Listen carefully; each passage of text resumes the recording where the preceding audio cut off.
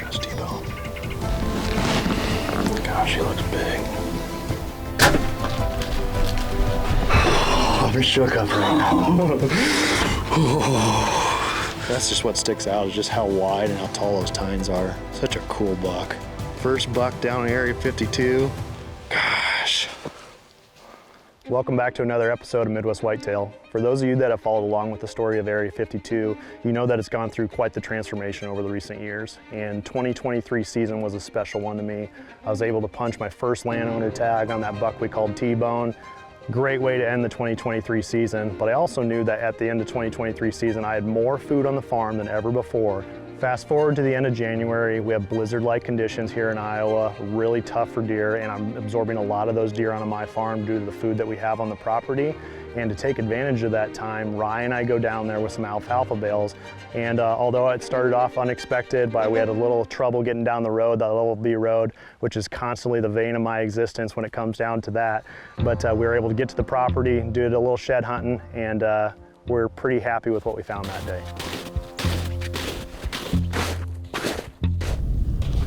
It's the end of January here in Iowa, and Ryan are just getting down here to Area 52, and I just can't believe what I'm seeing right in front of me right now. It's just the amount of deer grubbing in the ground, corn laying on the ground. I've just never seen this much deer traffic in one location like this, where it almost actually looks like a cattle lot as we're walking in front of this spot where the mobile command center. And right on cue, first shed of the season, on camera right there.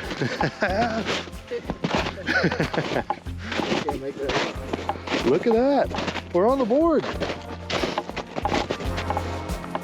We are on the board. It's a good young deer, man. It's been laying there for a little bit too.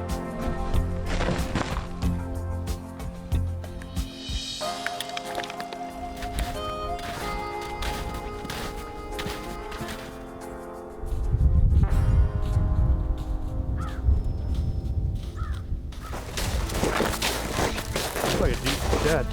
Dude, that's a buck. Look at that. That's that buck. That is him. That's that random buck that we didn't know who the heck it was. I told you this is the one that I was thinking we were gonna find today. Man, look at that dagger point. That was worth coming back here today, Rye. Darn right. That was worth it right there. Fairly fresh.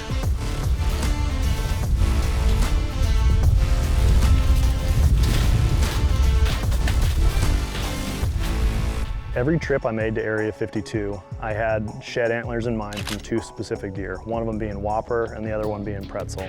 Those would be two that would be unforgettable for sure. Having more food on Area 52 than ever before, especially during late season, having that standing grain, I ultimately ended up finding 30 sheds, which just blew me away that there would be that number of bucks, different bucks on that property.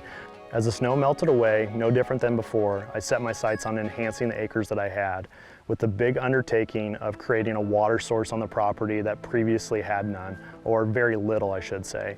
An area that I referred to as the clover plot, I had always envisioned there being a water hole or a water source at that location.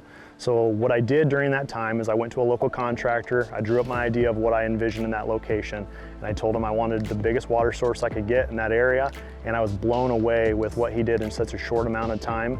And I knew right away that this could become a location that was already good on the farm and make it something that was even better and potentially iconic for the property moving forward.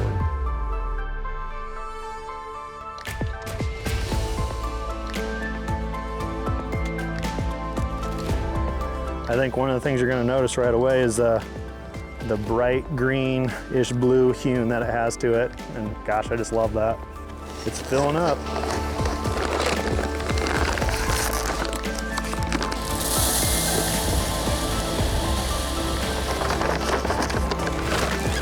Oh, they're coming in. Hey, turn around, turn around, turn around.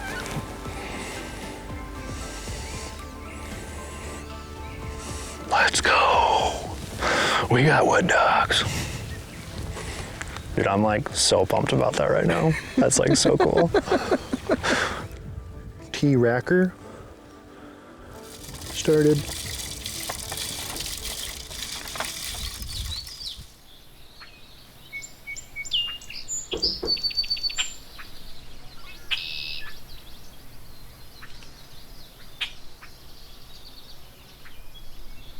Jump forward just a few months and the pond project is really coming together. Maybe a little quicker than what I anticipated. The pond fills up really quickly, but also the monster buck multi-year is getting lush and growing quickly, and it's in a location where I know it's gonna be good, and I'm hoping that I'm gonna make that spot even better for the future. Another area on the property that's always been one of my favorites is a spot that I've always referred to as the secluded plot. And the reason being is back in 2022, I had some great encounters with a buck that I was calling Whopper.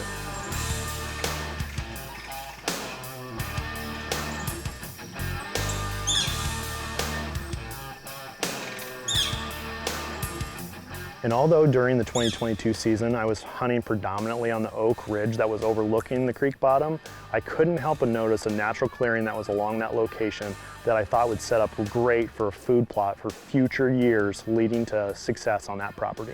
Being a first-year plot for the 2023 season, I used monster buck rut greens to try to take advantage of those nutrients and nitrogen that's present along that soil, that's along that creek bed. Although I don't spend a ton of time hunting back there, the cutting-back shows that there's a ton of activity back on that plot, so I'm making plans for 2024 season to see how I can follow it up the next year on what I want to transition that in for food moving forward. Due to the plot's location on my farm, I elect to choose clover, and specifically monster bucks multi-year. Clover is always something that's going to be one of my favorite food sources. From the beginning of season all the way to the end, it's going to provide protein for all wildlife and going to be a great food source for a specific buck you're targeting, but also creating a location that's going to be a hub activity on anywhere on your farm that you put it in the ground. And that's exactly what the trail camera showed. As we approached the hunting season, I was really hoping to see the bucks Whopper and Pretzel showing up, but my head's starting to think that they probably met some sort of demise as they were not becoming regular on camera like they were the year before. And although those weren't at the top of my hit list was beginning to take form as a buck that I call Squash that I had quite a bit of history with, leading all the way back to the 2022 season where he has been a regular face on the farm. Although it's not a target that I've been going after significantly during that time, he was definitely someone that was frequent on the farm throughout those years. On October 20th, I'll make my way back to the secluded plot. I've always had a mock scrape back in that location where I needed to go back there in order to correct that because unfortunately a few of the deer had really had their way with that scrape, and I wanted to make sure that I was getting that cutting back intel, knowing that this location was smack dab in the middle of definitely Squash's core, but also knowing that I could pick up additional deer in that area because it had proven that over time to be a location where new bucks could show up.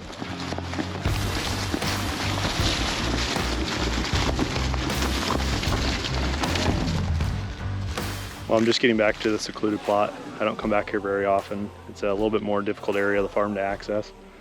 I haven't looked at this clover in a little while. Looks dynamite. And then this is that stand that I hung last year where I talked about like it being the right tree in the right spot. And there'll definitely come a time here in the near future we'll be hunting it. But this has been an active spot, harder to access, but it's a spot too where if you can get in here and even make an all-day sit or a long morning sit, this is a really cool area to hunt. Clover's looking dynamite though.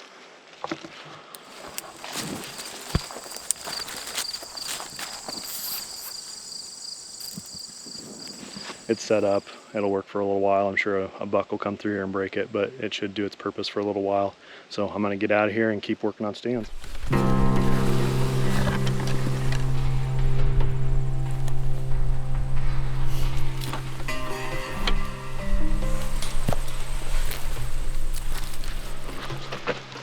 October 27th, Sunday. Coming into one of my favorite weeks of the entire season.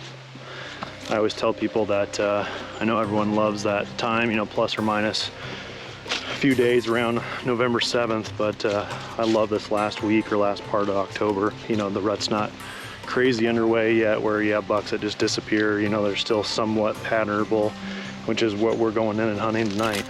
Squash has been on a somewhat regular pattern where he's been hitting this scrape on the pond and coming through this same area, kind of checking the same line of scrapes. So we have a southerly wind right now.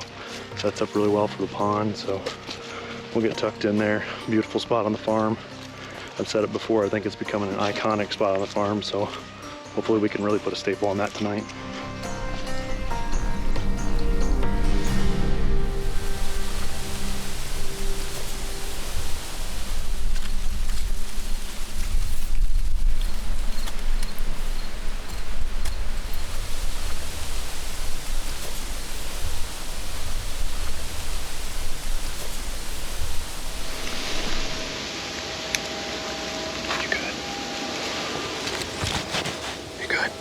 Matt.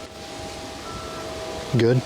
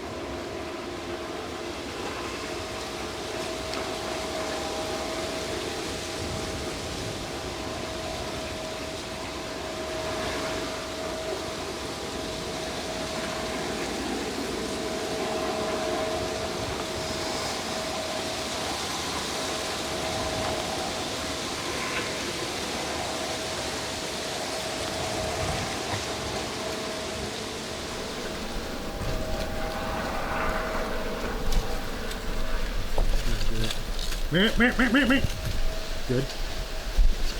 Good.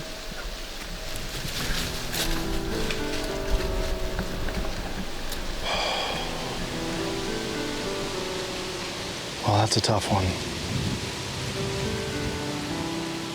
He had to be bedded pretty close to where we're at. But Dave said that there's a deer 15 yards, or originally he just said there's a deer. And I was like looking out in the field, trying to figure out where he's at. And sure enough, it's squash. And I mean, shoot, he was 15, 20 yards and was able to get him stopped right out in front of us, but he turned right away to face that grunt. And I mean, shoot, he's at like, I don't know, probably less than 10 yards right in front of us. He was trying to figure out where that grunt came from, and I was able to get him stopped again, but it just, camera saved him. That's a tough one. That's the deer we came in here after. I just felt like we were gonna see him tonight.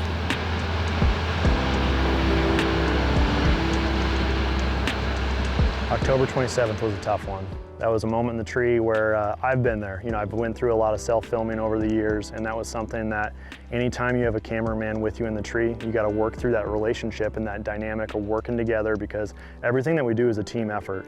I felt like a lot of good came out of it. Dave and I had a lot of moments where we were able to work together, and I feel like it set the tone for us for future hunts, knowing that it was going to be something where our best hunts were going to be ahead of us as November was right around the corner.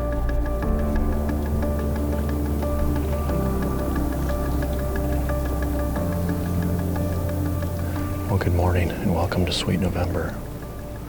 November 1st. You only get a couple of these thermal mornings throughout the entire season. We're back in the secluded plot.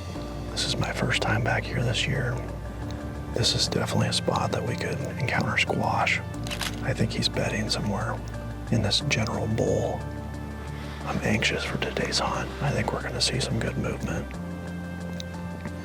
We'll definitely be able to hear some movement today too. I was so excited this morning that I had my alarm set for 4 o'clock, and I woke up at 3:58 and I was like staring at it, waiting for the alarm to go off. What a way to kick off November though. Beautiful morning.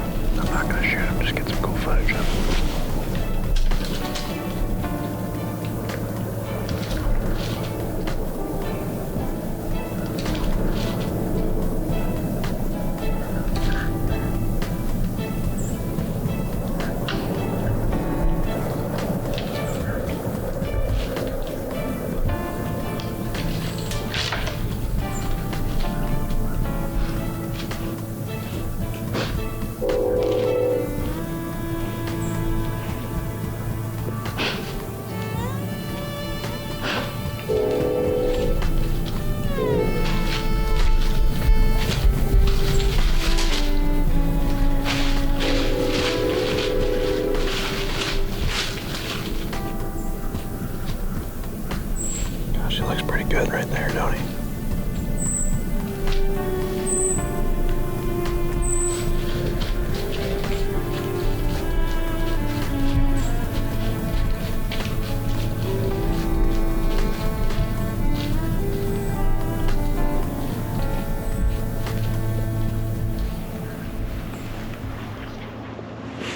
That's pretty cool.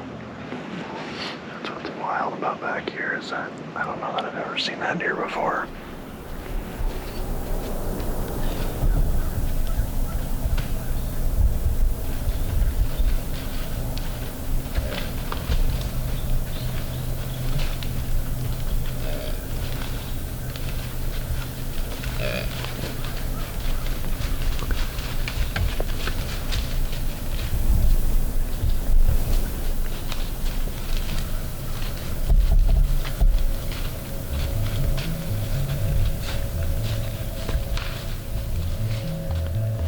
Definitely a fun morning so far.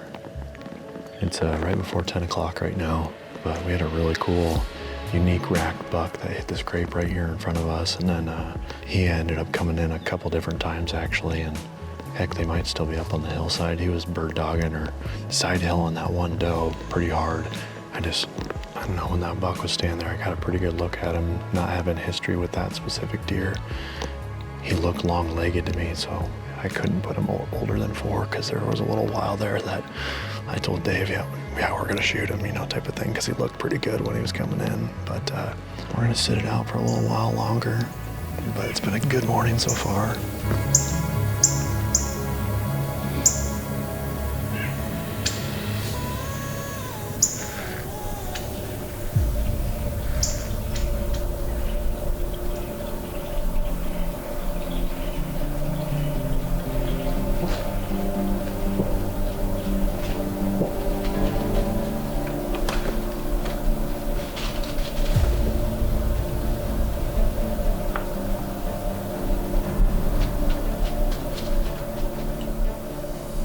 It's right before 9 o'clock and still no deer movement. I wanted to try to identify that buck that we had an encounter with yesterday, because on the hoof, like if you looked at his forehead, you looked at his face, I mean, he just looked like an older deer. And then not very often do you have like really young bucks that have that much character on their rack. I was sitting there staring at my coffee table buffet area where I have a bunch of shed antlers last night, and it kind of dawned on me that it would have been a pretty big change, and so I kind of went back and forth on it. But it's actually a buck that Ryan and I found the shed antler for last year. Dude, that's that buck. Look at that. That's that buck. That is him. That's that random buck that we didn't know who the heck it was. That was worth coming back here today, Rye. Darn right. That was worth it right there. I never had photos of that deer with both sides, so, you know, I never had anything to compare what his other side looked like. I'm almost positive it's him. He just has like a very distinct dark colored face on him, which that would mean that I would for sure say that that deer is 5+. Be cool if he sticks around a little bit. He'd, you know, potentially vault his way to the top or near the top of the hit list if I had another encounter with him. There's another rub right there. Another one right there.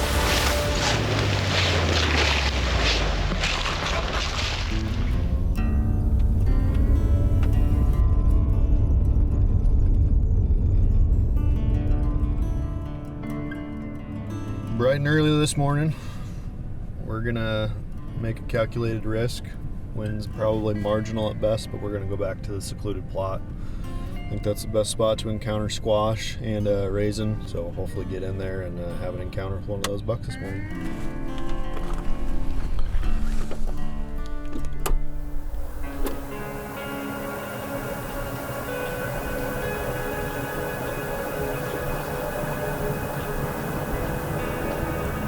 Good morning.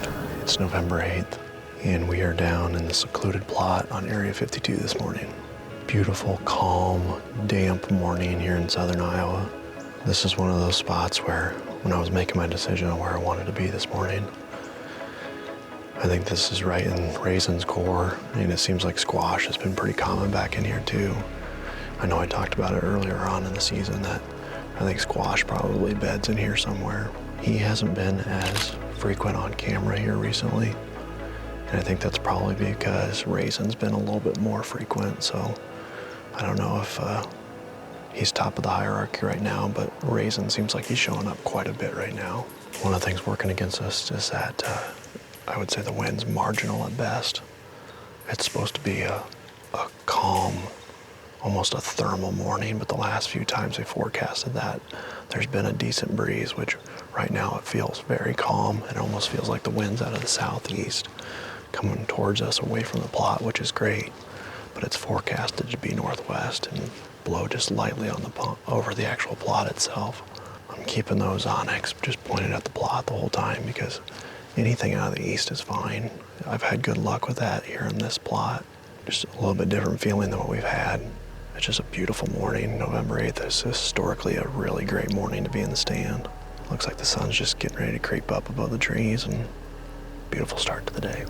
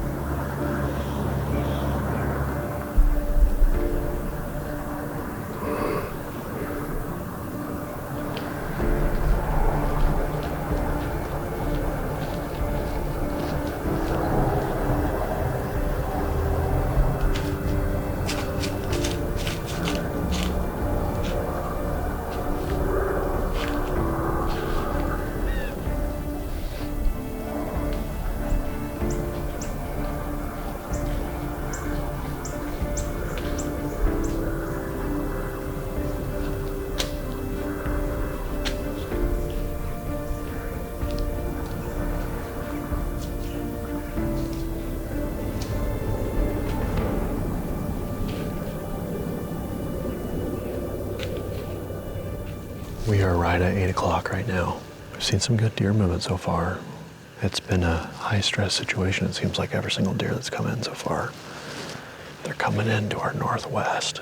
Typically if they do that, they're a little bit closer to the creek. Right now it's supposed to be a forecasted northwest and blowing over the plot. So I've had those onyx the whole time just pointing at the plot, anticipating most of our movement over there. The wind's been blowing southeast. And almost right down this tree line right here is essentially what's been going on. I knew the wind was going to be marginal when we came in here. I just didn't think that we were going to be fighting it the way we are right now. I just figured we'd have to fight it going over the plot. I think this time of the year, like, I'm willing to take these types of risks. It's a calculated deal. You know, if we were in the beginning of October, it wouldn't be worth it, but right now I think this is the time where you need to be sitting your best stands, and this is one of my best stands for sure.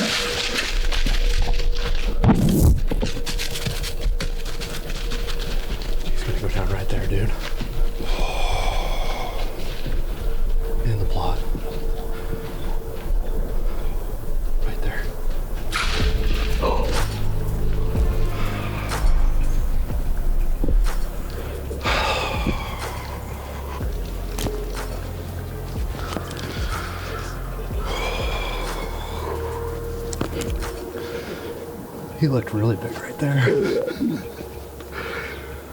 Oh, man. I can't believe that, dude. I mean, that's just...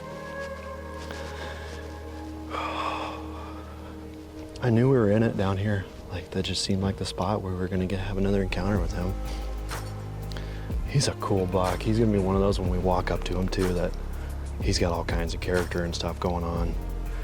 We saw him pop up for just a second, and then we were fortunate that he came over and he wanted to run off that buck. And he just came in perfect. I mean, I don't know how far that was, but what, 12 yards? Dude, we freaking did it. God. Oh, man.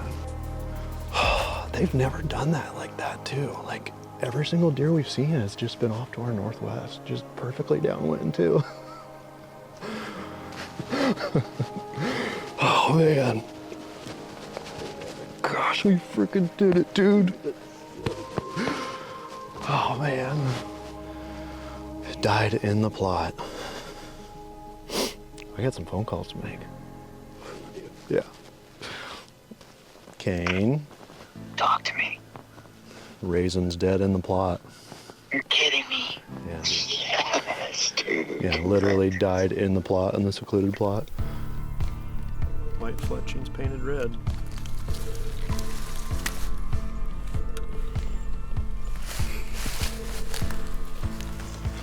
He's got crazy, crazy character.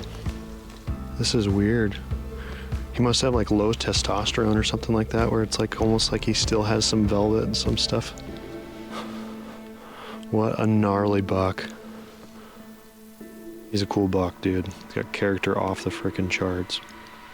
God, man. That was a fun one, dude. That was so fun. Yeah.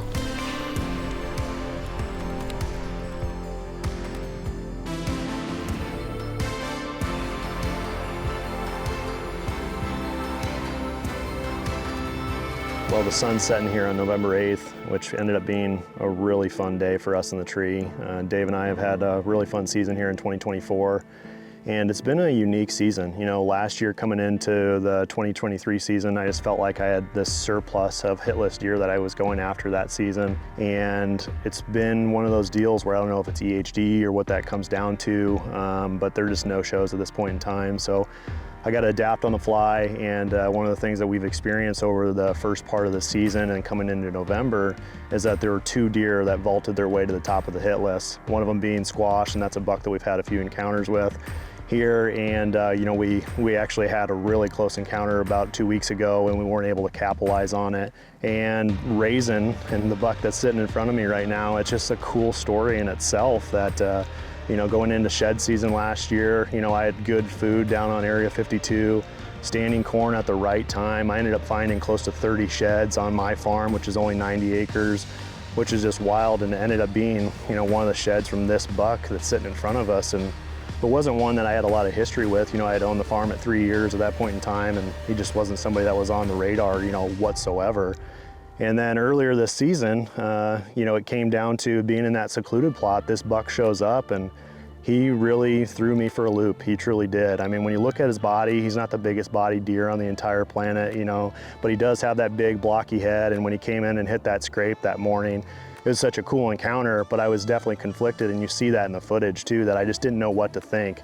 Not very often do you see a young buck that has this type of character around his bases, this much mass carrying it all the way through.